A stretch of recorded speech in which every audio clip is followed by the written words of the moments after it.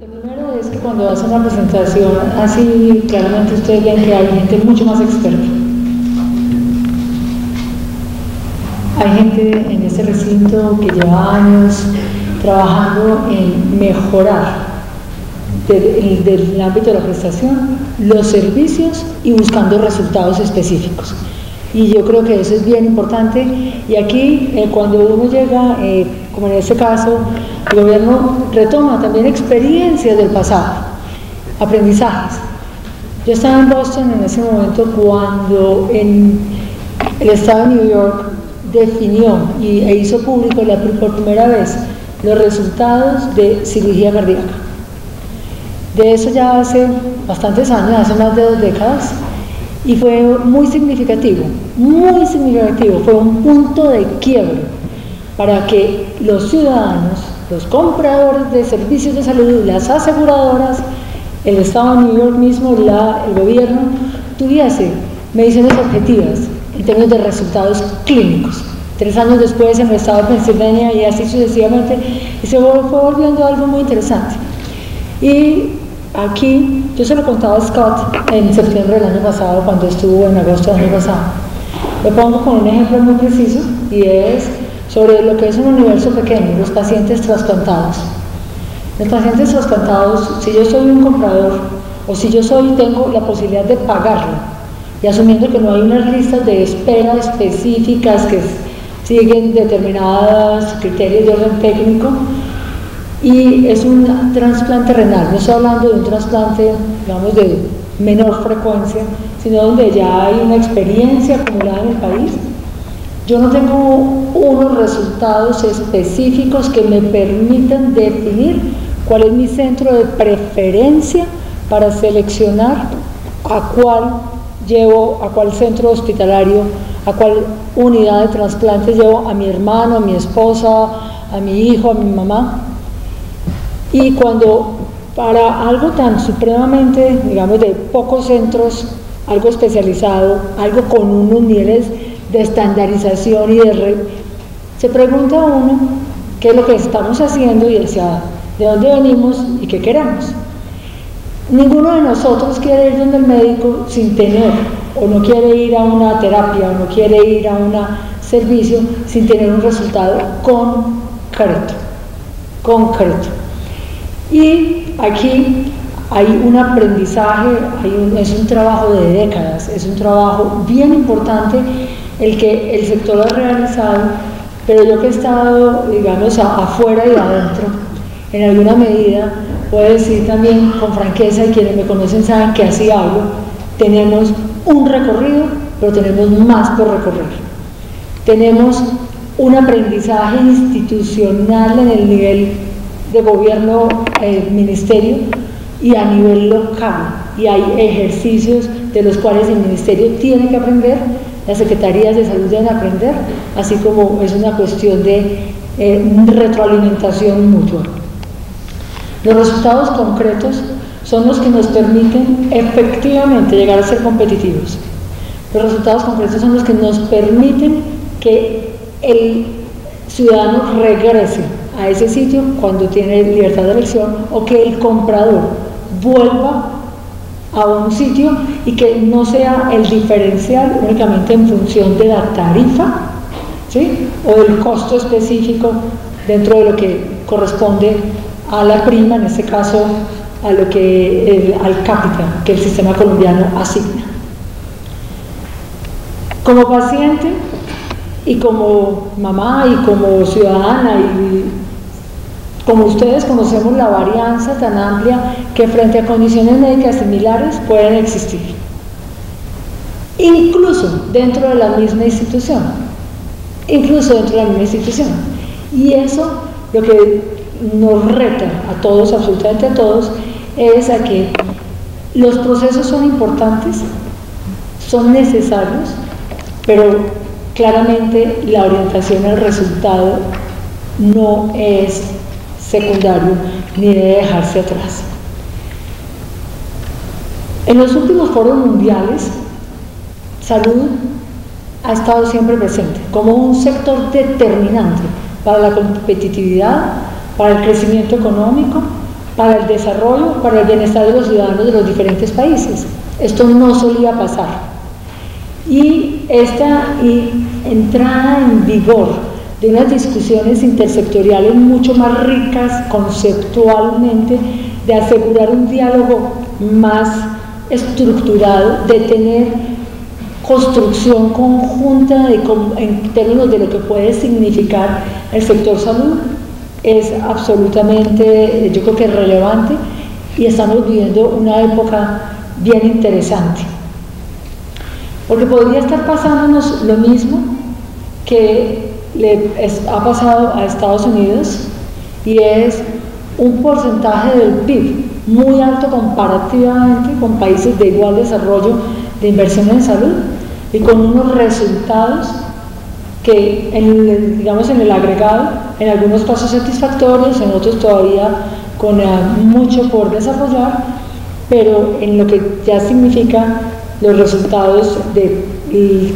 poder bajar en el nivel de análisis a las personas, no tenemos cómo sí comparar con algunos países que ya han llegado a esta situación específica de ver qué le sucede por cada peso invertido de ganancia en salud. Uno con otro, tenemos unos niveles de ineficiencia altos, muy altos. Es bien interesante porque no hay unos estudios consolidados. Entonces, ese enfoque de mirar solamente la eficiencia para la competitividad puede ser necesario, mas no es suficiente. Y por el otro lado, en estos niveles de ineficiencia altos por distintas razones, y uno lo puede mirar con eficiencia distributiva, independiente de cuál es, y si uno considera que ineficiencia son los costos transaccionales en los cuales incurre el sistema de salud, etcétera, entre toda la cadena de producción, se pregunta cuánto, como lo ha planteado muy seguramente Scott Wallace en el día de hoy, cuánto de esto se podría agregar en términos de valor al resultado específico, que por cada unidad, en este caso por cada peso que nosotros invertimos. En ese camino recorrido tenemos entonces que en el desarrollo de mejorar la competitividad y teniendo en cuenta salud como elemento esencial, factor determinante, sector clave, hay unos avances y hay unos desarrollos de orden normativo y hay unos desarrollos de política. No obstante, yo al equipo le he dicho, no hablemos de normas, dejemos de hablar de normas que son muy importantes, que son marcos de referencia, pero que claramente es, digamos, un paso que antecede y debe anteceder la regulación a la acción específica, y esto genera, en los gobiernos en general estamos muy acostumbrados a siempre poner por delante la norma, y allí eso puede generar, inclusive lo confieso, con el equipo mismo, algunas situaciones donde no es de subestimación o subvaloración del esfuerzo realizado, sino de la necesidad de pasar de una intencionalidad que se traduce en ese marco normativo, en ese desarrollo conceptual, en ese marco de política, a la consolidación de acciones, a compartir los éxitos de algunos, a sistematizar esos éxitos para aprender de ellos y a que lo llevemos al ejercicio clínico. Hay factores supremamente determinantes en todo lo que tiene que ver con competitividad, y voy solamente a desarrollar algunos. El primero tiene que ver con qué tanto está innovando el sector salud en Colombia en términos de competitividad, o si somos replicadores, imitadores, repetidores, que lo ponga de esa manera, de prácticas del pasado y de esa revisión crítica que todos debemos estar haciendo, si lo estamos haciendo o no. Y esto va desde el profesional en cualquier área, el paramédico, hasta el mismo gobierno en el nivel más alto del mismo. ¿Qué tanto de lo que nosotros tenemos de recursos de salud van a investigación relevante para el mejor funcionamiento del sistema. ¿Qué tanto estamos innovando en formas de gestión? ¿Qué tanta innovación hay en términos de tecnología desarrollada para aplicación local? ¿Qué tanto estamos realmente poniendo aquí? Hay oportunidades, y una oportunidad clara es el 10% de la reforma constitucional de las regalías en las que el sector debe estar al frente, porque si no habrá otros sectores que recojan parte de esa trascendentalísima reforma para que puede ser para el país en lo que a ciencia, innovación y tecnología se refiere. Esperamos pasar de punto 16 aproximadamente que hoy invierte el país al punto 7. Eso puede ser, digamos, para muchos sigue siendo bajo comparativamente con países de un vecino como Brasil, pero una ruta para recorrer. En gestión del conocimiento, y no voy a entrar porque ustedes son más expertos que yo, entonces, ¿cómo estamos trabajando, democratizando el conocimiento, compartiéndolo, construyendo conocimiento para que sea accesible a quienes trabajan en la periferia, a quienes trabajan en las zonas pobres del país, a quienes trabajan en los diferentes espacios, para asegurar que el médico que se gradúa de la misma universidad, o la enfermera, o el microbiólogo, o el laboratorista, etcétera, que se gradúa de la misma universidad con un rendimiento académico similar, con los años además en condiciones diversas de ejercicio laboral, pueda tener acceso a un conocimiento que debe ser, entre otras, compartido. Competencias.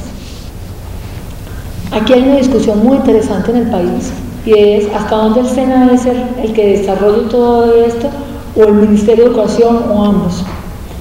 Y en el tema de competencias, para asegurar efectivamente que para una responsabilidad tengamos las personas con la formación, la destreza, el entrenamiento óptimo en función de resultados, y lo quiero subrayar.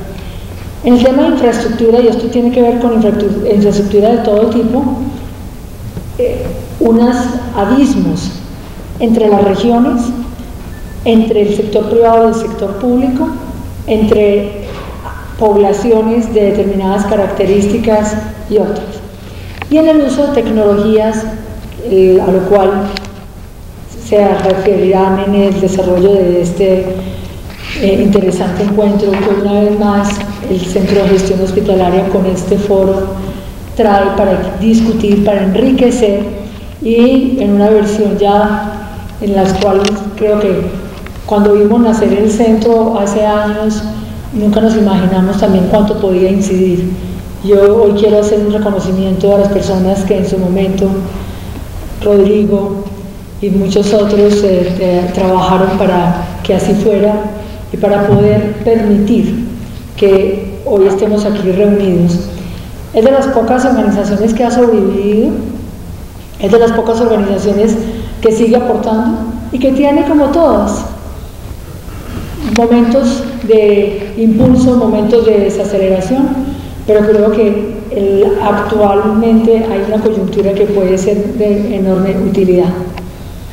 Solo si el sistema de salud genera valor como sistema y con los componentes a su vez, teniendo en cuenta todas las dimensiones en calidad, en seguridad, en costos, para que la percepción, no solamente la percepción subjetiva, sino ojalá la que cada vez alimente a un usuario mejor informado, pueda darse. ¿De dónde venimos? ¿Hacia dónde vamos? Pido disculpas porque no tiene tildes las preguntas. Y hay varias que van. Arranca ya hace más de una década todo el tema de construcción de estructuras y el desarrollo conceptual para el sistema de orientación de garantía de la calidad.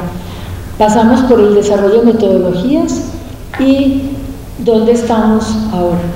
Es definiendo claramente, y aquí hay una discusión, es decir, trabajamos con unos indicadores que puedan ser referentes para los grupos de trabajo, o si es esto debe serlo cada uno y si el gobierno debe o no intervenir. Allí, con algunos, creo que esa discusión seguirá estando presente. Yo personalmente creo que el gobierno sí debe definir lo que son indicadores de desempeño y de resultado para las instituciones prestadoras, para las aseguradoras, para las entidades territoriales, y eso logramos que quedara así consignado en la reforma que queda consagrada en la ley 1438. Con el IVEAS, que ustedes bien conocen, tenemos que en el estudio donde 12 hospitales tuvieron el coraje, porque yo digo que cuando uno se expone a que lo midan, pues tiene esa ventaja, por distintas razones.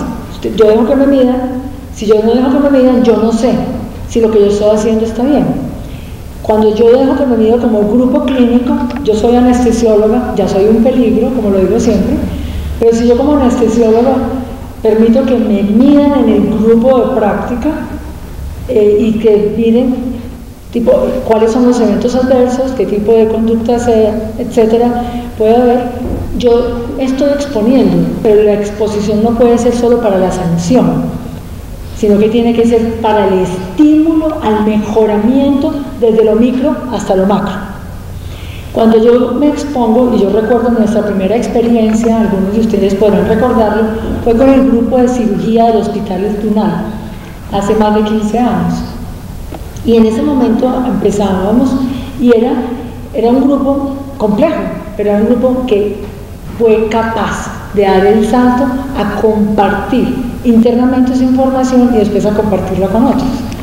Este tipo de rutas creo que son definitivamente las que permiten, porque el desempeño de estos 12 hospitales es destacado en IVEAS, y para el tema de seguridad del paciente no solo minimiza costos, sino que mostró inclusive resultados adicionales muy bien conocidos por ustedes.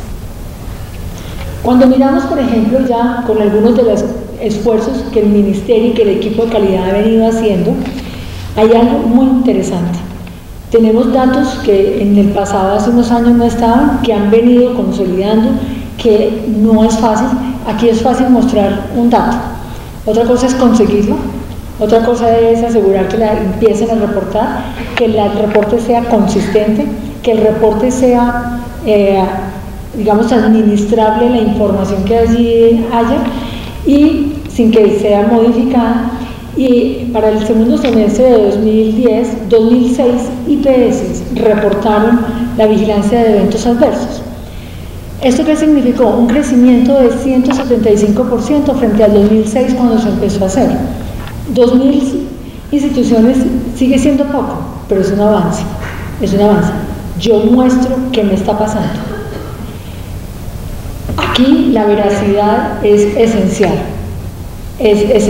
Si no hay veracidad en el reporte, pues simplemente nunca vamos a tener. No obstante, por eso los procesos de acreditación son interesantes, porque también hay un compromiso cultural de la institución para poder revelar la información, aún la que pone en evidencia algunas situaciones de mayor complejidad.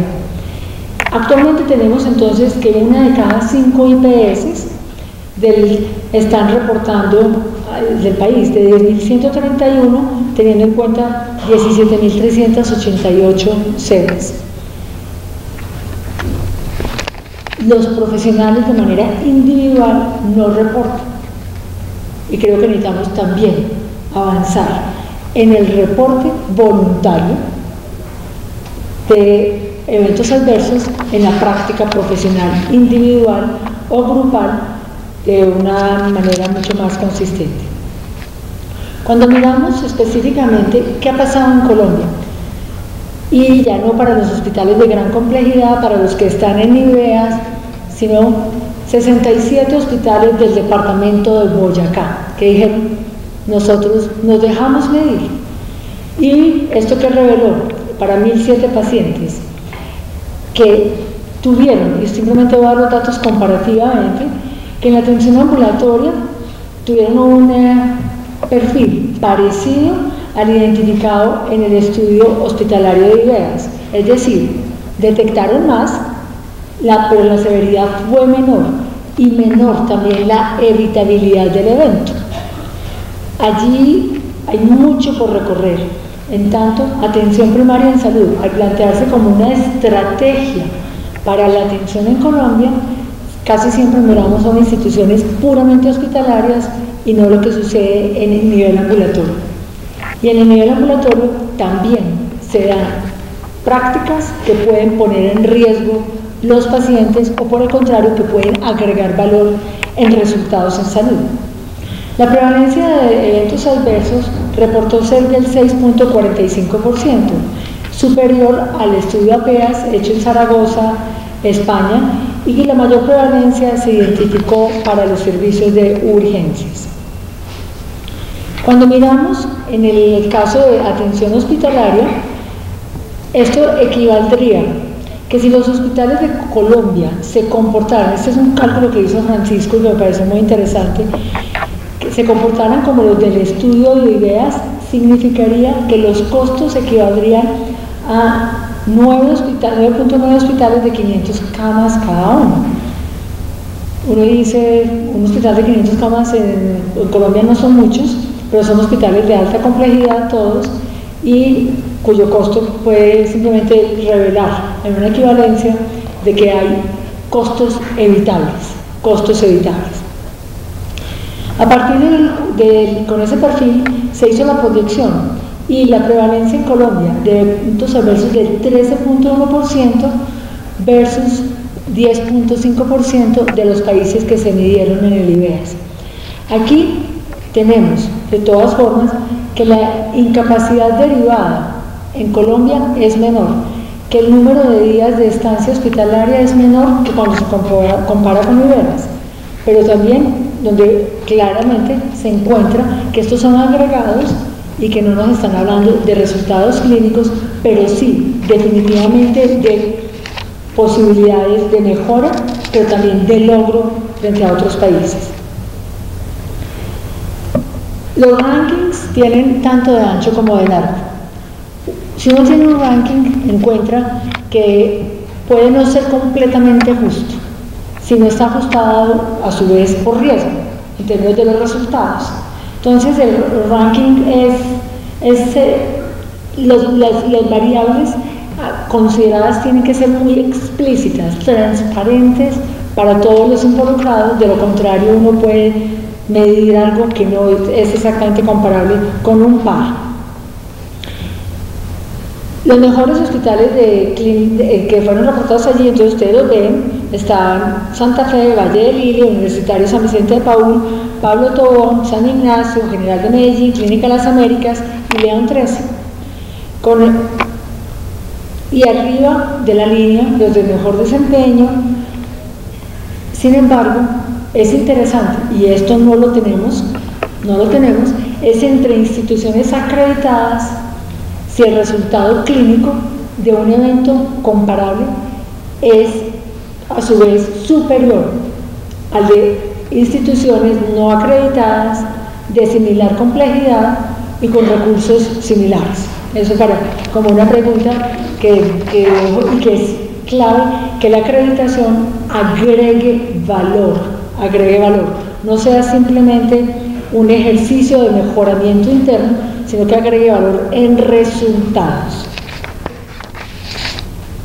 ¿Qué tenemos hoy en ese proceso de acreditación y de mejora? Hay 150 hospitales en proceso de preparación, pocos, ojalá más, pero que se la están jugando. Y esto es aproximadamente el 9% de las instituciones públicas. Para el sistema colombiano es un honor tener el ICONTEC como el único que está acreditado por ISCO. Y yo creo que esto, doctor Tobón Londoño, es un reconocimiento muy claro porque es, repito, el único país latinoamericano que lo tiene. Pero tenemos 20 instituciones acreditadas y solamente una con excelencia en total en el país. con una consideración, es que hay algunas que han perdido la acreditación, la recertificación, y uno como país casi que debería acompañar como gobierno a esas instituciones para no permitir que eso pase. Segundo, porque 20 puede ser muy significativo, pero sigue siendo un número muy pequeño. Tercero, porque la mayoría son privadas, y uno dice, y los primeros que deberían dar ejemplo son las instituciones públicas. Y cuarto, porque hay un reto enorme al frente, y es para los hospitales en zonas francas y para las instituciones que hacen docencia de asistencia como hospital universitario, al quedar consagrado en la norma la ley 1438, que en 5 años deberán acreditar. Esto pone al frente un reto de mejoramiento. Aquí veo varios directores de hospitales universitarios, un reto de mejoramiento, pero para que sean lo que deben ser y para que ojalá la calidad, efectivamente como se hace en algunos países, tenga conocimiento en el momento de comprar un servicio o de transferir un porcentaje de la prima para la atención de una población. Si comparamos instituciones acreditadas y no acreditadas, y muy rápidamente, estos vuelve y juega, son de proceso, excepto el de hipertensión arterial controlada, o ya unos que son, digamos, indicadores hospitalarios, pero que no son de condición médica. Cancelación de cirugía es menor en las entidades acreditadas, el reingreso de pacientes, así como la proporción de pacientes con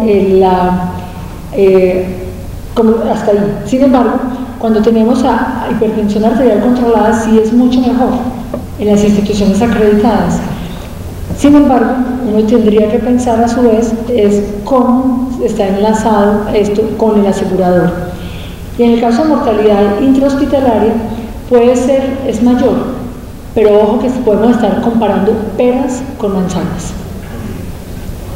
Y aquí no se diferencia en las no acreditadas el nivel de complejidad, no sé, y entonces este cuadro, yo lo que les comentaba, me parece bueno para ilustrar de que podría haber algunos indicadores de que uno construya y que uno defina.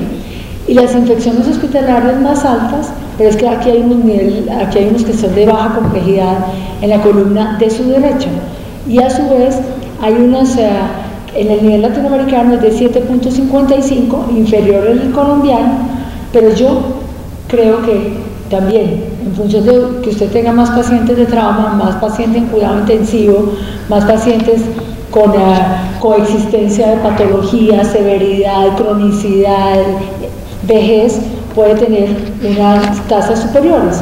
Lo importante es compararse, y compararse con quien es comparable, y compartir esa información. Cuando miramos a los aseguradores, entonces hay gran discusión. ¿Qué significa la gestión del riesgo? La gestión del riesgo en salud debería estar ligada a su vez a la gestión del riesgo financiero. Tiene que ver con la dilución, cómo se lleva a cabo, cómo se tiene en cuenta para los riesgos específicos que debería tener un asegurador para hacer más objetiva la elección del ciudadano en el momento de afiliarse. Aquí se los quiero decir que justo hoy, dentro de las múltiples discusiones que estamos teniendo, estamos desarrollando una batería de indicadores que deben ser pocos, ¿sí? Como los indicadores primarios y los indicadores de logro progresivo, pero los que son obligatorios deberían ser pocos y deberían dar cuenta de ese agenciamiento, de esa representación del ciudadano y en la gestión del riesgo. En salud, no me voy a referir a la gestión del riesgo financiero, necesariamente sí consolidar esa batería en condiciones de alta prevalencia, o si hay desviaciones específicas de población en términos de edad o de patologías que pueda darse en forma precisa. Con el sistema de administración de riesgos, que un número importante, 14 de las EPS de riesgo contributivo iniciaron, hoy tenemos que ya están iniciando la cuarta fase, Y en esa cuarta fase hubo, digamos, yo creo que avances, pero no tenemos hoy comparabilidad alguna de resultados en salud, excepto por lo que se refiere al tema de nefroprotección. No tenemos otra condición médica que podamos hacer comparable de una EPS del régimen contributivo con otro par o con el régimen subsidiado o de la costa atlántica con la costa pacífica o por donde lo quieran mirar, lo cual, digamos, hace demasiado subjetiva la elección y hay unos riesgos inherentes en esa elección que terminan en última instancia los ciudadanos asumiendo. Hay avances y ejemplos interesantes en el país. Si yo soy un asegurador de otro continente, si yo soy un comprador de servicios, es con que llego a Colombia a comprar un servicio de salud. Lo compro por una buena infraestructura, lo compro porque tiene unos buenos procesos, porque me demuestran que tienen, digamos, un proceso están acreditados, porque al lograr una acreditación local, una acreditación internacional de las diferentes, si es de la Joint o es de otro, etcétera, etcétera. Y eso yo como comprador, a mí esto, digamos, puede ser elemento suficiente, pero no existe tampoco para servicios de exportación comparabilidad entre los que hoy exportan servicios o entre quienes quieren exportar. En resultados, vuelve y juega sobre condición. En esto, yo no les estoy hablando de turismo y servicios de salud, y es deliberado. Y es deliberado porque con el Ministerio de Comercio, Industria y Turismo creemos y hemos avanzado en que no deben ser servicios de óptima calidad, alrededor de los cuales, cuando un comprador de servicios o un paciente o un grupo de pacientes llegan a Colombia, vienen en busca del servicio de salud, con unos servicios agregados que le agregan valor a su vez a la estancia, a la familia, al acompañante, a la permanencia que es de postquirúrgica, porque generalmente son intervenciones postquirúrgicas, son intervenciones de tipo quirúrgico en una proporción alta de los casos, y allí necesitaríamos combinar entonces todos los temas de seguridad, gestión de riesgo, entre otros. Y creo que de manera creciente los hospitales en Colombia, igual con varianza, pocos están involucrados a fondo en ser una institución ambientalmente responsable y con una perspectiva de ser un hospital que maneja desde el mercurio internamente hasta lo que tiene que ver con los sistemas energéticos, con el manejo de aguas, de toda la combinación.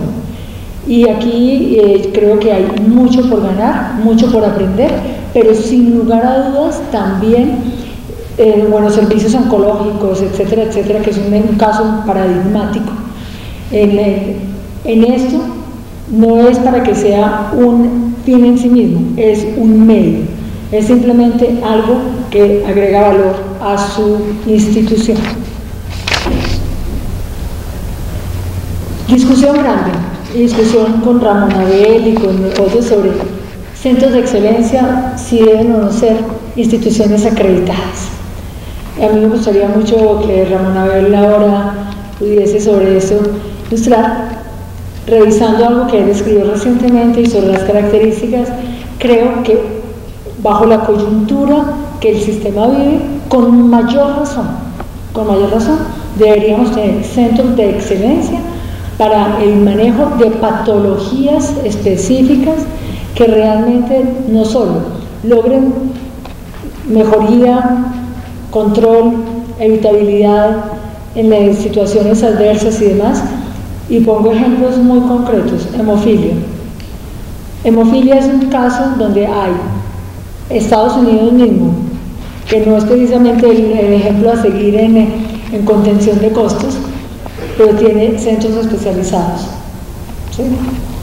No todo el mundo puede manejar hemofilia, y nosotros los 2.000 pacientes, alrededor de 2.000 pacientes en el país, lo manejan desde centros de alto nivel y centros intermedios, y lo manejan inclusive no siempre especialistas, o en el encadenamiento siempre es de especialistas incrementando costos, cuando puede ser una combinación de lo anterior, y allí hay un tema creo que muy crítico y sin entrar en los detalles de una coyuntura que ustedes bien conocen.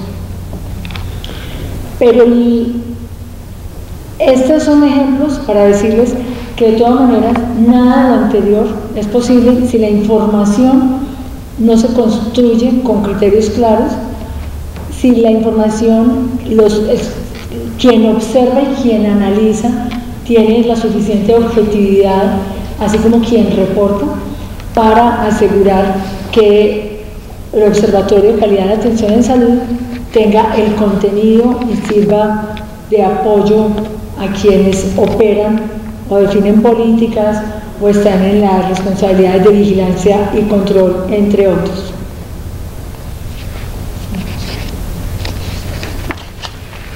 ¿Cuáles son las, ustedes tienen claramente lo de las zonas francas, simplemente para decirles que en este momento hay 4 en estudio, además de las aprobadas, hay una que no está en operación para nada, que es la de Ciudadela en Sopó, la Ciudad de la Salud, y hay 2 que están en este momento, una en Nariño, otra en Cauca y 2 más en bajo estudio. 2 referencias muy rápidas al tema de costos, y tienen que ver.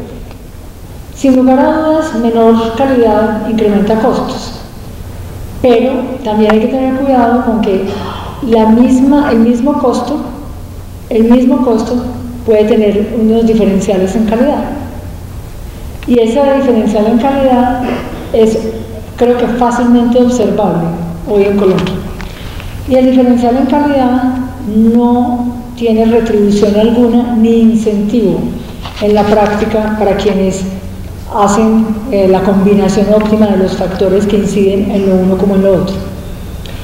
En el tema de eficiencia, la Organización Mundial de la Salud, en el informe que ustedes conocen del año anterior, refleja una pérdida, digamos, de recursos, si uno lo quiere llamar así, entre el 20 y el 40%. Vale la pena preguntarse cada uno de ustedes cuánto puede en eficiencia ganar. Solo en eficiencia. Y en esto, en ese ejercicio, yo creo que bastante atrevida al decir que nosotros estamos en el rango superior de poder ganar en eficiencia. Es decir, creo que estamos más cerquita del 40 que del 20, en otras palabras. Y esto es teniendo en cuenta toda la cadena, desde el ministerio hasta el ciudadano, y creo que ahí hay unos temas igualmente de revisión. Pasemos a una cuestión que creo que es importante. Ya muy cerca de cerrar, les digo, ¿cuántos de ustedes, los pacientes, están involucrados efectivamente en el tema calidad? ¿Cuántos y cuando digo los pacientes, que suena una pregunta como, pues todos, diría, sí, todos.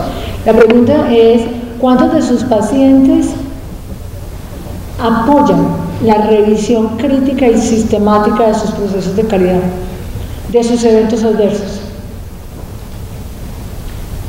¿Ustedes involucran a sus pacientes en el seguimiento de los eventos adversos? ¿Ustedes se involucran y miden la satisfacción de los niños en los servicios? Y lo pongo porque cada vez los pacientes, como los acompañantes de los pacientes, sobre todo en los espacios hospitalarios, son determinantes para la mejoría de la calidad. Pasando con una referencia muy rápida, pero no por ello menos importante, de lo que significa el trato respetuoso que los colombianos seguimos valorando, personalizado, y en el aseguramiento de que la satisfacción es creciente cuando hay una combinación óptima entre calidad técnica y la calidad humana. En el estudio de la Defensoría del Pueblo de 2009, publicado en 2002, el índice de satisfacción era del 66.2% global. Para la libre escogencia del 23%, porque en este esquema de aseguramiento por la inscripción, y la entrega completa de medicamentos del 66%. Cuando el gasto de bolsillo para muchos todavía puede ser incrementado en función de la proporción que en Colombia hay hoy, que es alrededor de 8 billones de gasto de bolsillo, que representa aproximadamente si uno lo mira, sería aproximadamente el 5%, de acuerdo con los estudios de Barón y otros. Allí, si no tenemos los medicamentos completos, estamos hablando de que hay un resultado que no se va a obtener para lo que se está buscando. Si el gasto de bolsillo no sabemos cuánto agrega de valor al resultado, entonces, y terminamos atribuyéndole en un momento dado un resultado a los operadores del sistema o a quienes gestionan el sistema, cuando en el tema de medicamentos el 33%, si es que accede efectivamente al medicamento, está y medicamentos que son prescritos, que son ordenados, está efectivamente en el ciudadano. Entonces, ¿cuánto de lo que se le atribuye, positiva o negativamente, tiene en esto un reflejo en términos del costo? Tenemos varios retos y muchos de ellos ya esbozados desde la atención segura. Yo preguntaba aquí de los hospitales de Bogotá si tenemos una condición exactamente similar, la misma condición para el mismo paciente. Yo digo, yo quiero ir al hospital más seguro. ¿Cuál es? ¿Hay unos ponderadores? ¿O es una cosa de que miramos si se cae, si la línea es, si se infectó con el ventilador? Entonces cogemos y lo segmentamos, pero no tenemos un conjunto de indicadores para que nos digan, este es un hospital más seguro. Yo digo, esto es en el agregado, no hemos llegado al... ¿Cómo escojo? Y son 5. Si tenemos en el sistema de riesgos de los aseguradores en términos de la habilitación y de la objetivación para la selección, es entonces también necesario, como va a ser públicos, van a ser públicos los resultados que se obtengan. Y cuando hablamos de gestión de riesgo, tenemos que hablar no solamente de los servicios, que son servicios hospitalarios o servicios médicos propiamente dichos, sino, para dar un ejemplo, si la población asegurada, y asumiendo que Colombia por cuestión epidemiológica definiera que todas las adolescentes a los 14 años, que la actividad sexual en Colombia empieza a los 14 años, esto es en una hipótesis, entonces usted debería tener que todas las adolescentes deberían tener una citología.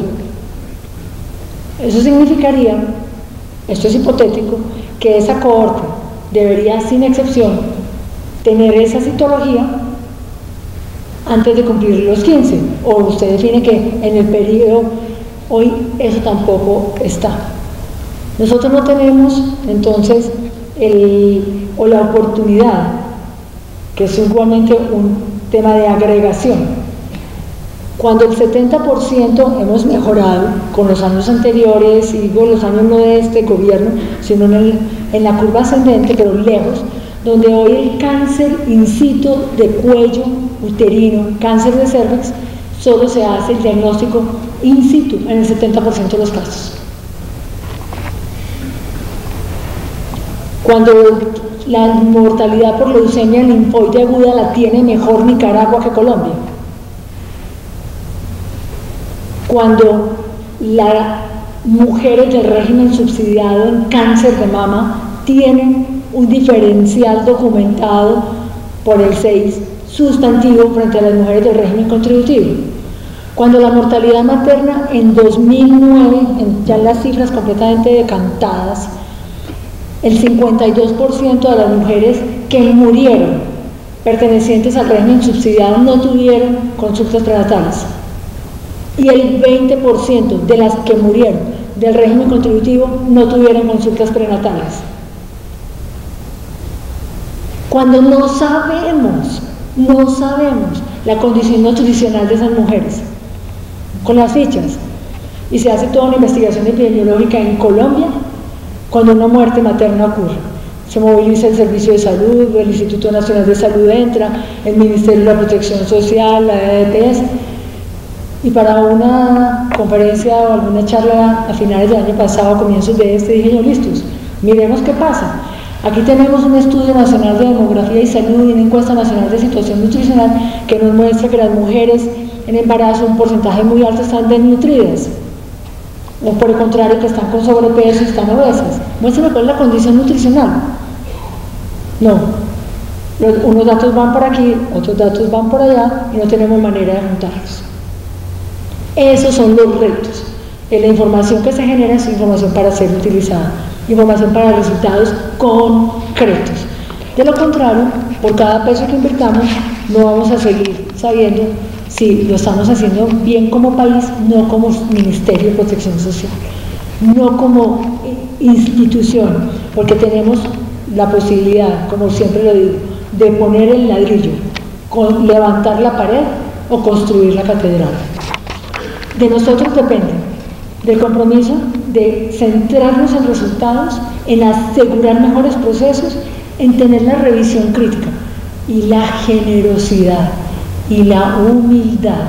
Nosotros, como en este momento en un rol transitorio de estar en el gobierno, de escuchar, de aprender, de reconocer que hay otros que tienen para contarnos, de revisar críticamente nuestra actuación, y para ustedes, que en su mayoría son prestadores, de seguir comprometidos, como muchos de ustedes lo están, como yo estoy segura que la mayoría vienen aquí porque quieren mejorar, porque quieren no simplemente estar en un foro, sino mejorar, de seguir por la senda de, como lo dice Scott Wallace, el invitado central de este foro, de agregar valor a la salud, pero que eso significa además, en un país como Colombia, sin duda, como en cualquier otro país, pero aquí de manera especial, puede agregar valor para el bienestar y, como dice el presidente Santos, para la prosperidad de todos.